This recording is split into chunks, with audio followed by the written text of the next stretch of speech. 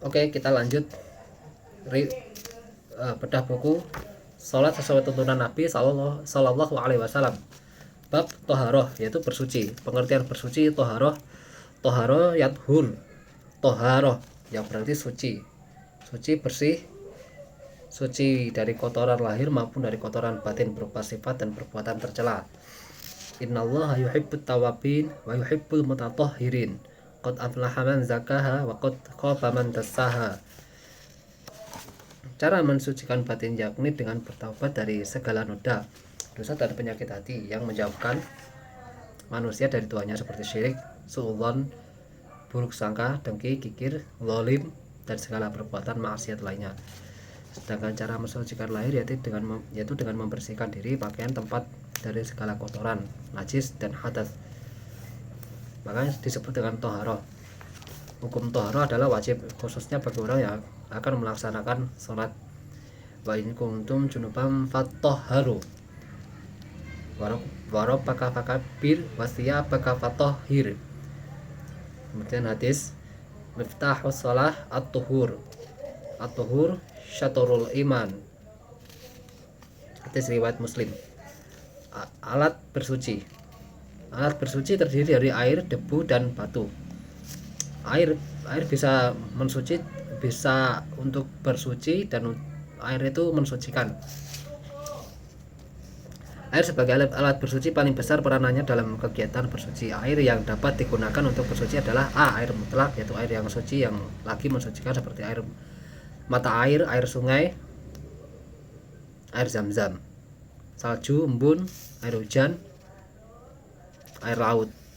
Air laut itu meskipun asin, berarti itu pengecualian. Air laut kan ada kadar garamnya 3%. Kalau di laut mati itu 30% atau 33%. Itu laut terasin. Makanya disebut dengan laut mati. Air B. Air mustamal, air yang telah digunakan untuk wudhu dan mandi. Hukumnya sama dengan air mutlak, yaitu sah untuk bersuci. Ini versi Muhammadiyah. Ini dalam ini ada rujukannya ya, fikih sunnah As-Sayyid Sabiq, fikih sunnah juz 1 halaman 17-18. Jadi hukumnya air mustamal sama dengan air mutlak, yaitu air mustamal itu saya kasih tambahan air yang telah enggak jadi. Adapun air itu yang tidak dapat digunakan untuk bersuci antara lain air mutanajis, yaitu air yang sudah terkena najis kecuali dalam jumlah yang besar, minimal 2 kulah. Air mutanajis yaitu air yang sudah terkena najis, yang kuantitasnya di bawah 2 kulah dan tidak berubah sifat kemutlakannya, yaitu berubah bau, rasa, dan warnanya.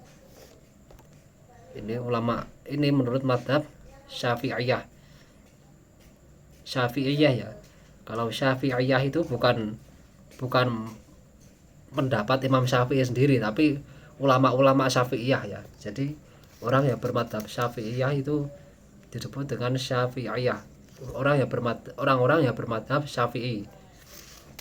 Jadi ini seringkali bahwa bukan pendapat Imam Syafi'i langsung, tapi pendapatnya orang-orang yang bermadzhab kepadanya.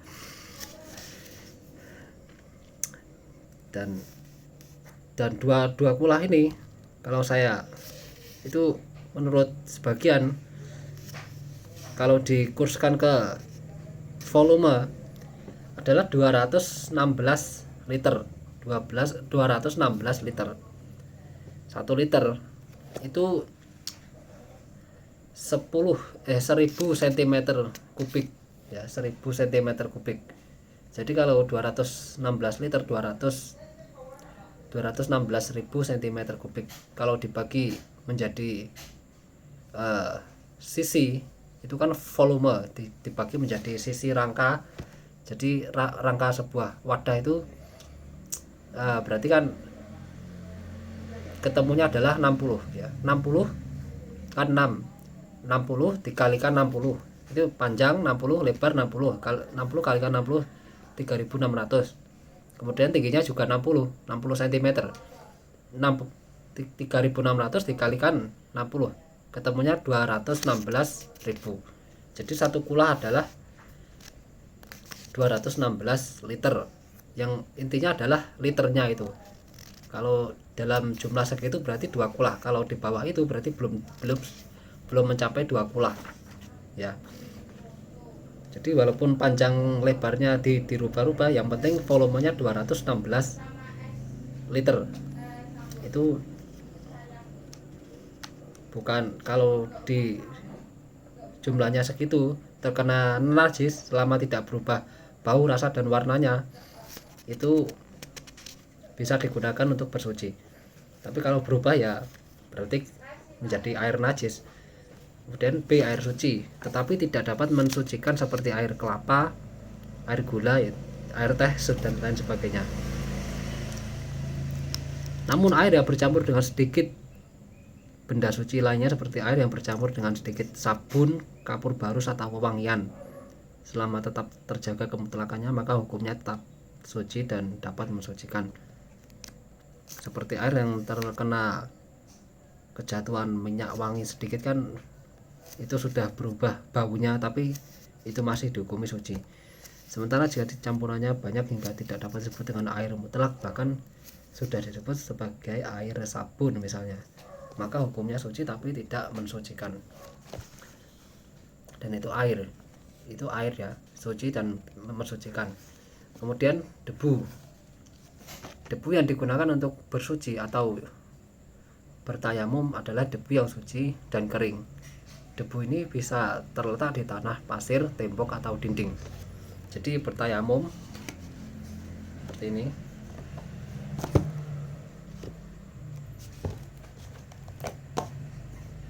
Bertayamum ini misalkan ini ya, ini medianya ada debunya di tangan, diletakkan di media itu, kemudian ditiup, kemudian diusapkan muka, kemudian telapak, kemudian ke tangan gitu. Sudah, itu sudah cukup. Itu cara bertayamum. Kemudian itu dengan syarat tidak ada air ya. Kemudian 3, batu atau benda padat lainnya selain tahi dan tulang. Tahi itu kotoran, tahi dan tulang, debu, batu, benda padat lainnya seperti daun, kertas, tisu digunakan khususnya ketika tidak ada air. Tapi jika ada air yang bisa digunakan bersuci, maka disunahkan untuk lebih dahulu menggunakan air tersebut. Nah, kemudian kita kepada poin najis dan hadas. Najis adalah segala kotoran seperti tinja, kencing, darah, termasuk nanah, karena yang merupakan darah yang membusuk, daging babi, bangkai, kecuali bangkai ikan, belalang, dan sejenisnya, liur anjing. Nah, liur anjing ini menurut pendapat yang masyhur adalah najisnya mugol lalto. Najisnya najis berat karena harus dicuci 7 kali dan sekalinya menggunakan pasir.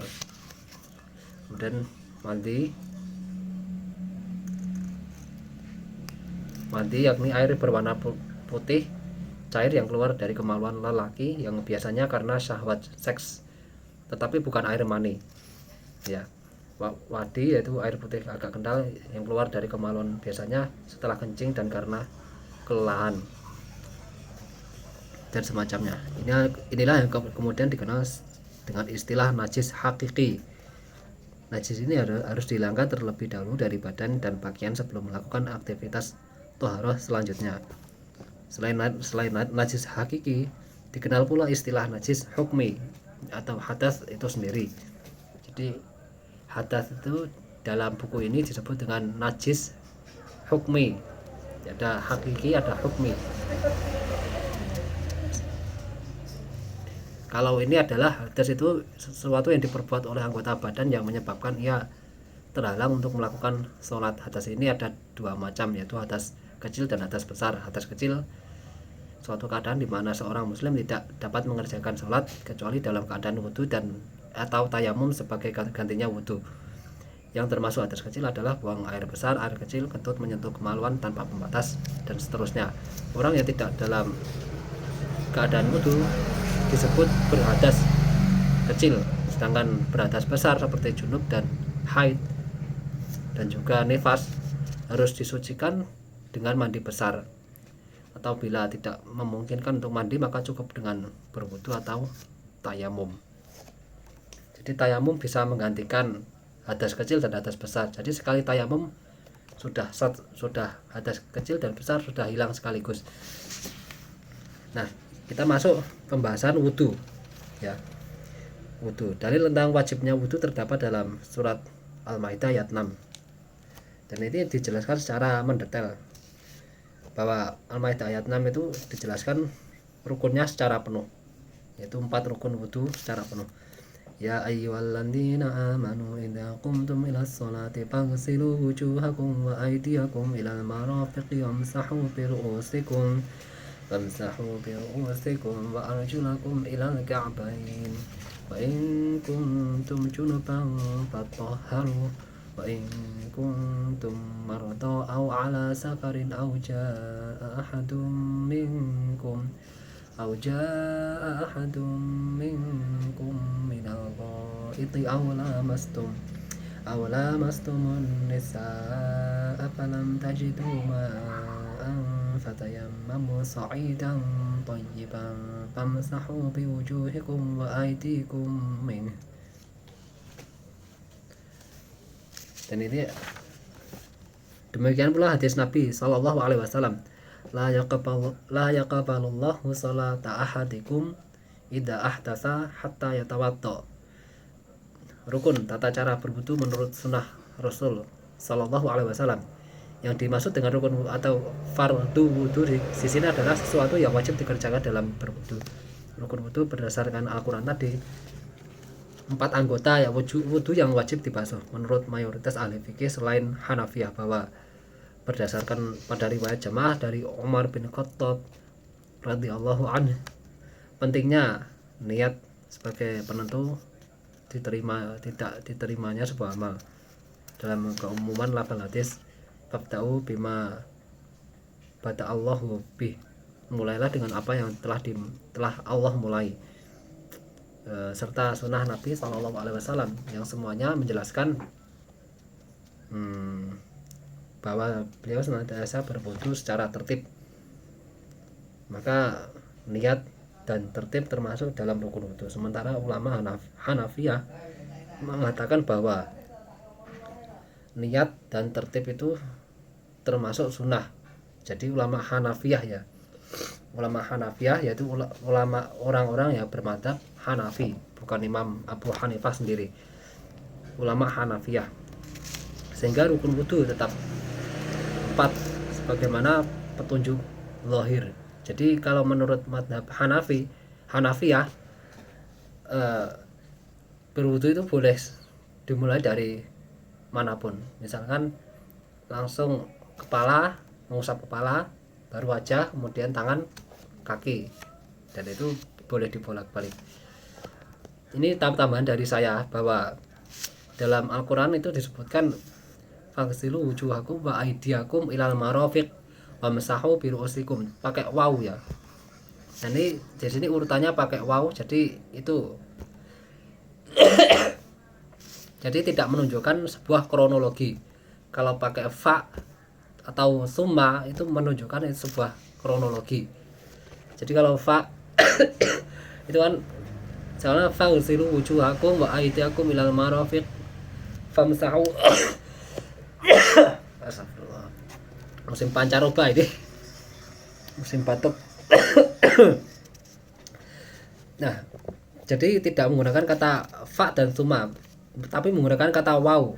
Atofnya adalah waw, yaitu dan. Jadi tidak, menurut mereka menafsirkan secara zahir bahasa bahwa itu berarti tidak wajib untuk urut ya, urut secara dari tekstualnya.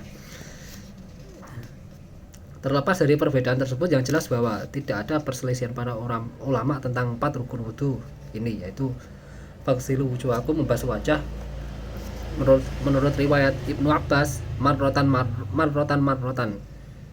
sekali-sekali membasuh, kedua membasuh kedua tangan sampai siku. Wa arjulakum wa aidiakum ilal marafiq. Ini tambahan dari saya bahwa disebut dengan yad aidiakum. Aidi itu jamaknya yad ya. Aidin benarnya aidiun, tapi kalau karena itu hurufnya ilat maka aidin itu tangan. Kalau tangan itu dari ujung jari sampai ke siku itu disebut dengan tangan. Tapi kalau lengan adalah dari pergelangan tangan sampai pangkal pundak, sampai ke pundak sini. Jadi kalau di sini antara pergelangan tangan sampai siku itu disebut dengan tangan atau lengan. Bisa disebut tangan, bisa disebut lengan.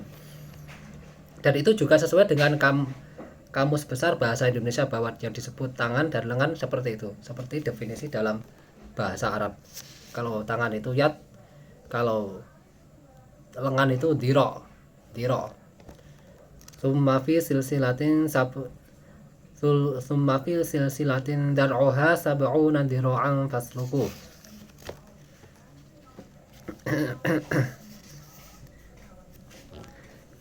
Kemudian nomor 4 nomor 3 mengusap kepala sekali ya. Sekali di sini sunnahnya adalah sekali, tidak ada yang lebih dari sekali ya. Tidak ada ceritanya mengusap kepala sampai 3 kali, itu tidak ada riwayatnya. Tapi kalau yang lainnya membasuh wajah dan tangan itu ada yang meriwayatkan sekali, 2 kali atau 3 kali, tidak boleh lebih dari 3 kali. Kemudian dasarnya adalah wamsahu biru'usikum. Nah, di sini tadi menggunakan faghsilu wujuhakum dan sekarang wamsahu biru'usikum. Yaitu mengusap biru'usikum. Biru'usikum yaitu kepala. Jadi kepala. Kemudian ada orang yang menafsirkan ayat ini secara sembarangan, bahwa ba di sini berfaedah adalah ba'd. Jadi ba itu berfaedah adalah sebagian. Itu tentu saja itu keliru ya. Yang berfaedah sebagian itu mungkin min ya. Kalau min ru'usikum ya itu mungkin bisa memberikan faedah. Seperti yaghfir lakum min dunubikum dalam surat Nuh itu, mengampuni sebagian dari dosa-dosa kalian. Jadi tidak semuanya dosa diampuni, tapi sebagian. Itu kalau min. Tapi kalau ba tidak bisa diambil faedah bahwa itu bermakna ba'd, sebagian. Jadi bi di sini adalah yang memang digunakan setelah kata imsahu, seperti kata yusabbihu nabi hamdihi, kata bi amsahu biru'usikum. Di sini jadi seluruh kepala ya, mengusap seluruh kepala. Jadi bukan hanya sebagian cuma dicolek-colek saja seperti sebagian orang yang melakukannya.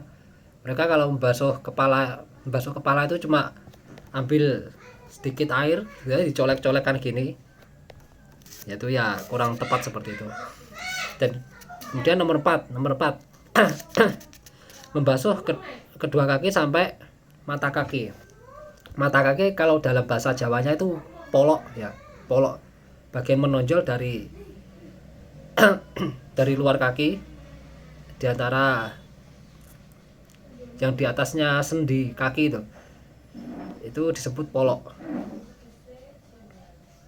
Kalau tangan ininya, kalau kaki sini, ini namanya polok atau mata kaki. Atau bahasa Arabnya adalah ka'b. Membasuh wa arjulakum ilal ka'bain. Nah, di sini menggunakan nasab ya. Nasab wa arjulakum, bukan wa arjulikum. Tadi kan wamsahu biru'usikum wa arjulakum. Kan bukan wamsahu biru'usikum wa arjulikum. Kalau wa arjulikum menggunakan jer karena kedahuluan bi, jer ba itu. Maka berarti Yang wajib bukan membasuh tapi mengusap, karena bertakluk kepada imsahu.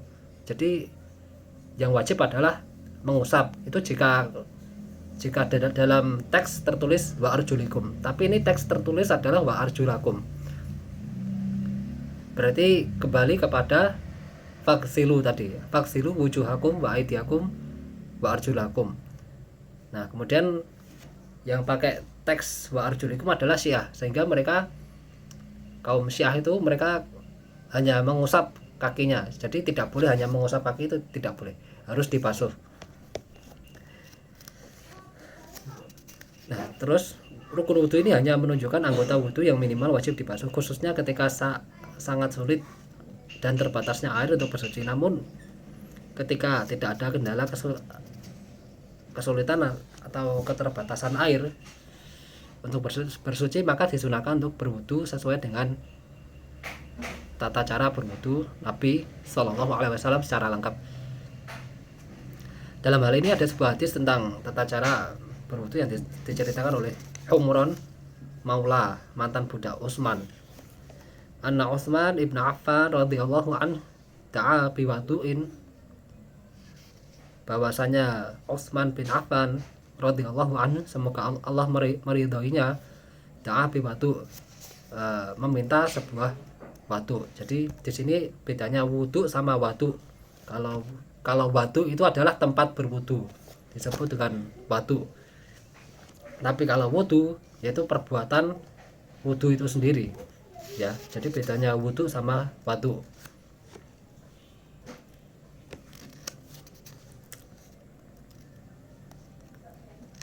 Fatawaddoa faghasala kafaihi, maka beliau berwudu dan membasuh kedua telapak tangannya, salasa marrot, 3 kali.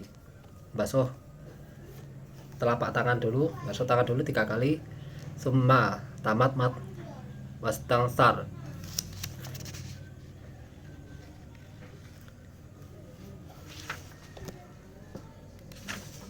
summa ghasala wajahahu salah samarrot, kemudian membasuh berkumur-kumur dulu, menghirup air dari hidung, kemudian mengeluarkannya, itu istinsyak. Kemudian summa ghasala wajahahu salah samarrot, membasuh wajah 3 kali. Summa ghasala yadahu al yumna, kemudian membasuh tangan kanan ila al mirfaqi salah samarrot, kemudian basuh tangan sampai siku kanan 3 kali. Summa ghasala yadahul yusra mislan dalik. Nah, jadi tangan kanan dulu 3 kali, kemudian tangan kiri, ya, bukan tangan kanan kiri 3 kali, tapi tangan kanan dulu 3 kali, kemudian kirinya juga 3 kali. Summa masaha ra'sahu, kemudian mengusap kepala. Summa ghasala rijalahu, membasuh kaki, al yumna, kaki yang kanan, ilal ka'bain, sampai ke mata kaki. Tapi ini saya potong sebentar. Ini miris dari banyak orang yang tidak paham tentang membasuh kaki, ya, sehingga mereka, yang saya lihat itu yang dibasuh adalah betisnya. Jadi betis itu ya justru bukan termasuk bagian wudu, anggota wudu, tapi yang mereka basuh adalah betisnya, itu betis sampai mata kaki. Tapi yang kakinya mulai dari bawah telapak kaki itu tidak kena air. Ya basahnya memang karena sebelumnya sudah basah, gitu, bukan karena basahnya wudu yang waktu membasuh kaki itu, bukan. Jadi ini mirisnya orang-orang, ya, banyak sekali kejadian seperti itu.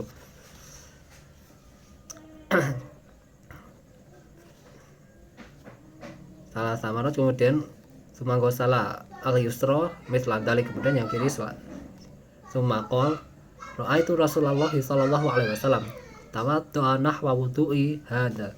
Kemudian beliau Utsman bin Affan mengatakan, aku melihat Rasulullah sallallahu alaihi wasallam berwudu seperti wuduku ini. Nah, dengan demikian tata cara berwudu secara lengkap berdasarkan sunnah Nabi sallallahu alaihi wasallam adalah sebagai berikut. Niat berwudu karena Allah, dan itu sudah pasti semua orang itu kalau ke kamar mandi kemudian membasuh wajah dan terus-terusnya, itu memang sengaja berwudu, jadi tidak perlu mengucapkan nawa itu dan sebagainya. Yang perlu diucapkan adalah bismillah. Ini hadisnya, tawaddu bismillah. Kemudian membasuh tangan 3 kali sambil menyela-nyela jari jemarinya. Itu disunahkan, sampai menyela-nyela jari jemari itu disunahkan, bukan termasuk rukun wudu. Karena rukunnya wudu itu bagaimana air sampai ke anggota wudu itu. Jadi tidak perlu di sela-sela jika memang tidak diperlukan. Jadi menyela-nyela itu hukumnya sunnah. Kemudian ini hadisnya, asbigil wudu, sempurnakanlah wudu, wa qalil bainal asabi, dan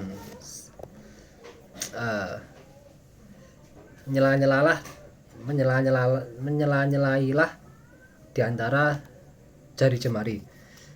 Kemudian ketiga, berkumur-kumur secara sempurna sambil memasukkan air ke hidung, dan kemudian menyemburkannya sebanyak 3 kali. Dan ini famat madho was tansyaqa min kafin wahidah wa fa'alan dalik salasan. Hadis riwayat muttafaq alaih. Tetapi anjuran untuk berkumur sampai ke dalam sebagaimana lanjutan riwayat di atas nomor 2 tidak berlaku bagi orang yang sedang berpuasa. Hadisnya, wabalik fil istinsyaq illa antakuna shaima, dan capailah istinsyaq, yaitu tempat berkumur-kumur, illa antakuna shaima, kecuali kau berpuasa. Ya, jadi ini berpuasa tidak boleh, menurut fikih bahwa berpuasa tidak boleh dimakruhkan ya berkumur-kumur saat matahari tergelincir. Hal ini terbesit pada keinginan Nabi SAW. Laula an asyqa ala ummati la amartuhum bisiwak inda kulli wudu. Seandainya tidak memberatkan umatku, maka akan aku perintahkan mereka untuk bersiwak setiap wudu.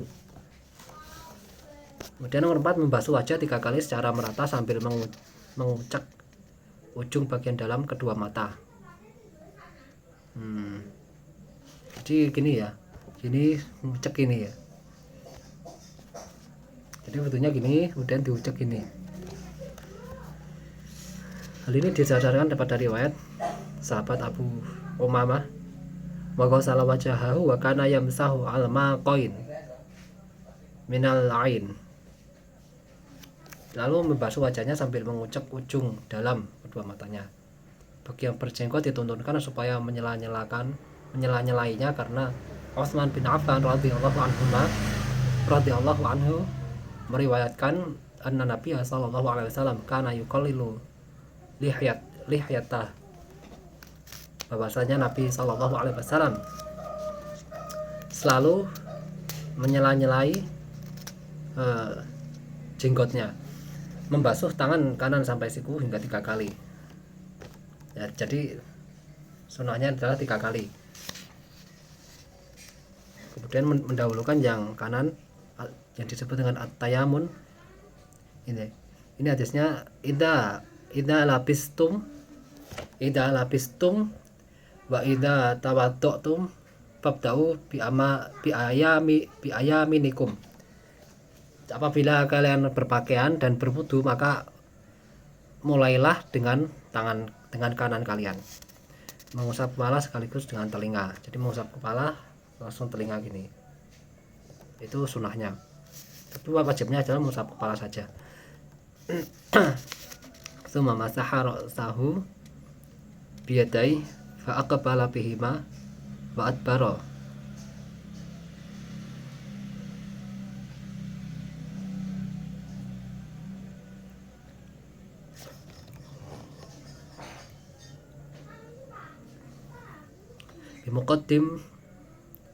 bimuqaddami ra'sihi hatta dhahaba bihima ila qafa summa raddahuma ila al-makan alladhi bada'a min.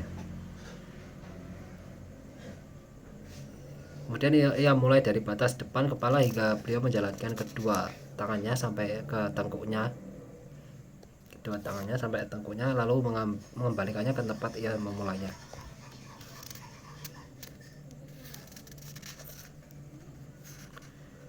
Selanjutnya fa'adqala isba'aihi as-sabbahatain bi udunaihi wa masaha bihima bi ibhamaihi ala zahiri udunaihi wa bi sabbahatain batina udunai. Beliau memasukkan jari telunjuknya ke dalam lubang telinga. Dua ibu jari beliau mengusap punggung kedua telinganya. Jadi gini, mengusapnya begini ya. Ini jari as-sabbahatain, as-sabbahah, jari telunjuk. Ini disebut dengan ibham. Ibham jari ibu jari. Ini jari telunjuknya dimasukkan ke dalam telinga, ibu jarinya mengusap belakang telinga gini. Ya.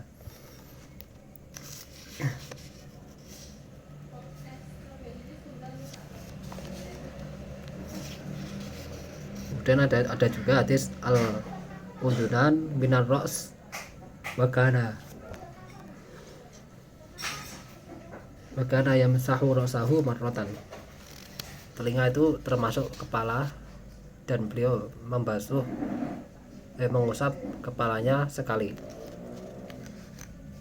Kemudian hadis anna Nabi sallallahu alaihi wasallam tawaddaa famasaha binasiyatihi wa 'alal imamati wa 'alal imamah wa 'alal kuffai. Bahwasanya Nabi berwudu lalu mengusap ubun-ubunnya, atas sorbannya dan atas kufnya. Tetapi bila tidak bersopan maka dituntunkan untuk mengusap kepalanya secara merata. Nomor 7, membasuh kaki kanan sampai dua mata kaki sambil menyela-nyelai jemari sebanyak 3 kali. Jadi menyela-nyela kaki dengan ini, kaki menyela-nyelai dengan jari jemari. Ini agak sulit karena celah antara kaki tidak sama dengan tangan. Kalau tangan lebar, kalau kaki itu agak rapat ya. Jadi nyela-nyela ini harus satu persatu gini. Kalau belum terbiasa. Kalau sudah terbiasa maka bisa renggang, bisa langsung. Jadi itu prakteknya seperti itu. Pelaksanaan teknisnya. Umumnya sanad hadis yang mencontohkan cara membasuh kaki diriwayatkan oleh jamaah. Tapi ulama Syiah Imamiyah berpendapat bahwa dan itu sudah saya ceritakan tadi ya. Nomor 8, tertib sesuai dengan keumuman lafal hadis. Ibda'u bima bada'allahu bih. Mulailah dengan apa yang Allah mulai. Yaitu tertib berdoa setelah wudu dengan menghadap ke arah kiblat. Doanya adalah asyhadu alla ilaha illallah wa anna muhammadan abduhu wa rasuluh.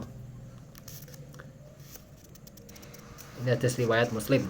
Kemudian ada hadis riwayat Tirmidzi. Ada tambahan setelah syahadat itu, Allahumma ja'alni minat tawwabin wa ja'alni minal mutatahhirin. Ini dalam surat Al-Baqarah ya. Itu menirukan surat Al-Baqarah ayat 222. Kemudian Rasulullah Shallallahu Alaihi Wasallam menganjurkan umatnya untuk berwudu secara sempurna. Hal ini pernah diceritakan oleh Umar bin Khattab radhiyallahu anhu dan Anas radhiyallahu anhuma. Anna rajulan atan nabiyya sallallahu alaihi wasallam waqad tawadda wa taraka mawdi'al dhufr wa fi lafzi Ibni Majah lam yusibhul ma. Faqala lahu Nabi sallallahu alaihi wasallam irji' fa ahsin wudu'ak. Bahwasanya ada seorang laki yang datang kepada Nabi sallallahu alaihi wasallam, kemudian setelah berwudu dan meninggalkan sisa kuku tempat sebesar kuku ya, jadi yang masih kering sebesar kuku, maudhi al-dhufr. Kemudian Nabi mengatakan, kembalilah dan perbaikilah wudumu. Bagi yang tidak cermat dalam berwudu, sahabat Abu Hurairah radhiyallahu anhu ketika melewati sekelompok orang yang sedang berwudu mengingatkan, asbigul wudu fa inna Abul Qasim sallallahu alaihi wasallam qol wailul lil a'qabi minan nar. Sempurnakanlah wudu karena sungguhnya Abul Qasim, yaitu Nabi sallallahu alaihi wasallam, bersabda, celakalah bagi tumit-tumit karena neraka. Dan kita selesai di bab kita lanjutkan besok pada sesi hal-hal yang membatalkan wudu ya, hal-hal yang membatalkan wudu. Kita tutup. Alhamdulillahirabbil alamin.